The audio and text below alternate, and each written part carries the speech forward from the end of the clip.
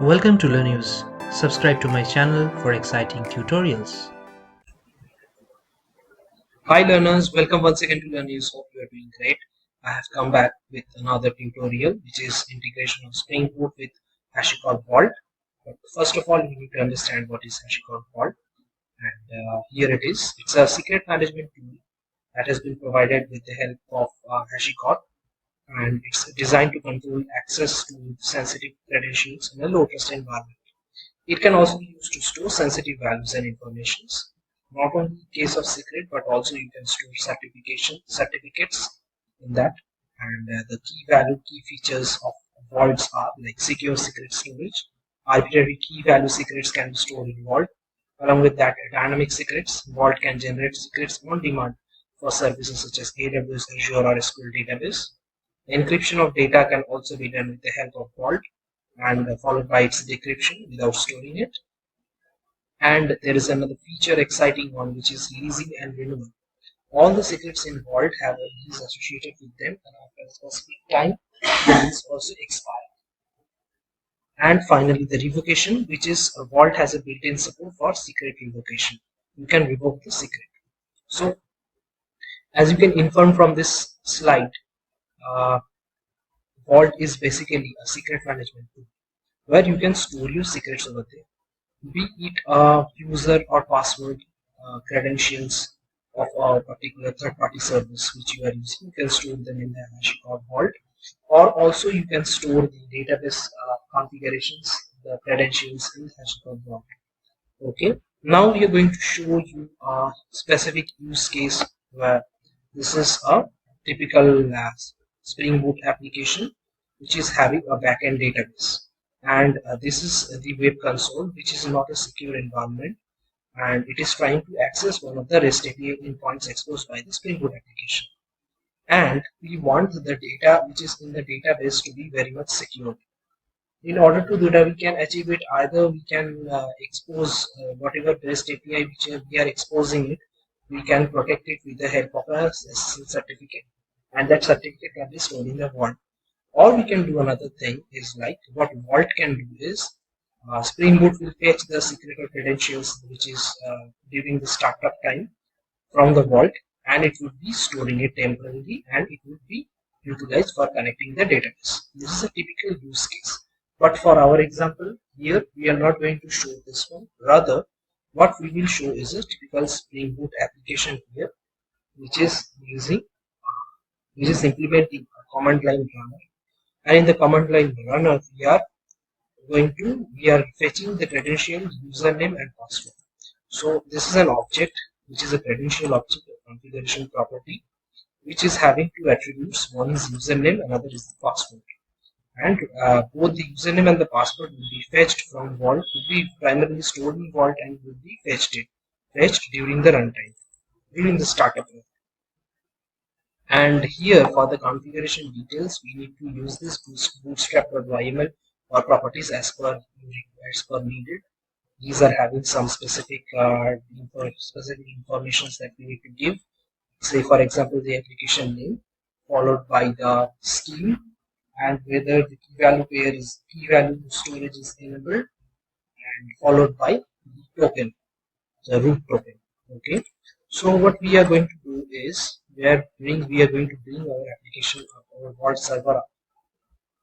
So we'll start it, and we are going to use the dev root token ID as this. Yes, our Vault server is. So we are going to hit the localhost port 8200, and our Vault is up. Here it's asking for a token ID, and token ID, remember, we have already passed it as a 1234. For confirmation, you can also see it over here. This is the root token 1, 2, 3, 4, 5. Sorry.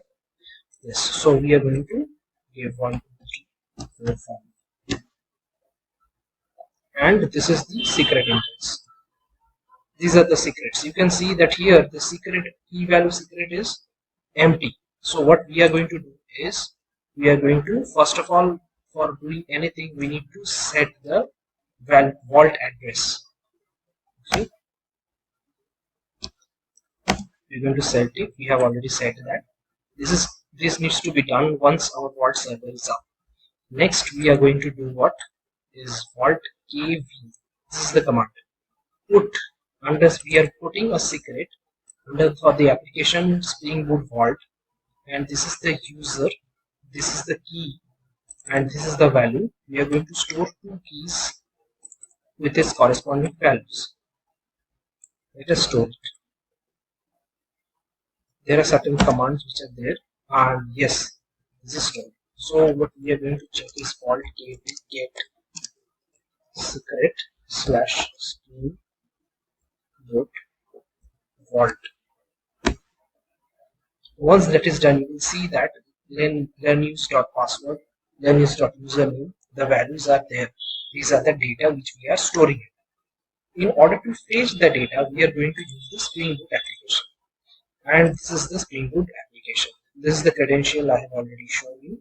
And here we are doing what? Using an enable auto configure, enable the configuration properties. We are expecting a credential.class and the configuration property type, and this is the run method.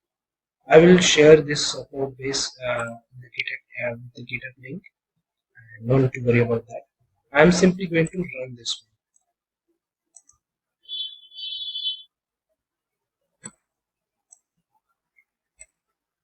As you can see that it is fetching the data from Vault, and from Vault you can see that these are the values that it has fetched. Learnuse user and learnuse password. Okay, and from UI also you can go to secret, and here you will see that Spring Boot Vault. Once you select that, you will see that learnuse.password and learnuse.username are there.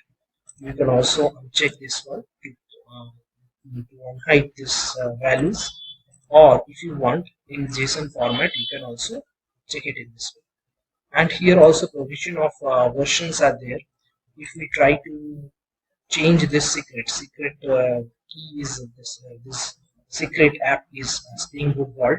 Within this folder structure you will get this key value pairs, and in case you want to update it with another values you can do that, and in that case the version will be different, and you can also delete the version as you want. And if you want you can delete the entire secret, the Spring Boot Vault secret which is having these key value pairs. You can create a new revision with the help of the UI. You can do the changes, and also there are the CLI commands which I have been using over here. You can also do that. You can also perform the same activity. So in this way, Vault is a very simple task. There are numerous other tabs you can see. This is the access. Here you can grant access tokens, enable a new method of access authentication methods. Along with that, there are policies which you can attach.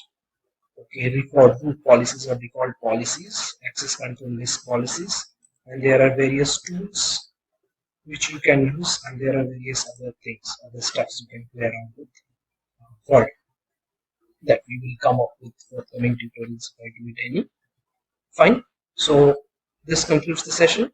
So in this way we are concluding it. We have integrated Spring Boot along with HashiCorp Vault, showing you how we are picking up a secret key value, secret vault, and we are picking up the key values pair from the secret, and this is a secret manager.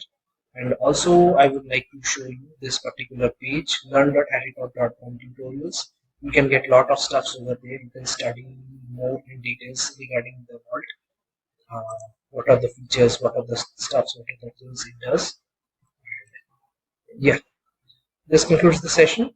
Thanks for watching Learn News. Stay tuned to my channel for exciting tutorials. I will come up with another exciting tutorials. Thank you. Thanks.